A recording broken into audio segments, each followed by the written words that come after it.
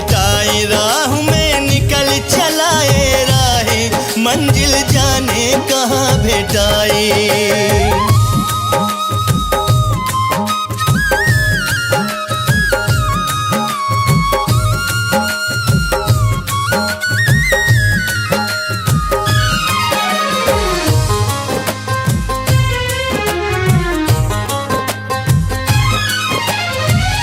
हमरो खातिर गढ़ले हुई है विधना रूप के रानी हो,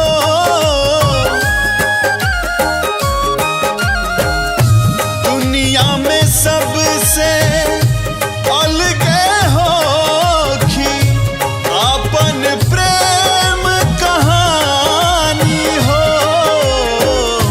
मन के मंदिरिया के हमरे मूर्तिया कई दे दीवाना होके ऐसन सुरतिया, जहिया एक झलक मिल पाई जिंदगी चाहिए सफल हो जाई, राह में निकल चलाए भाई, मंजिल जाने कहाँ भेटाई।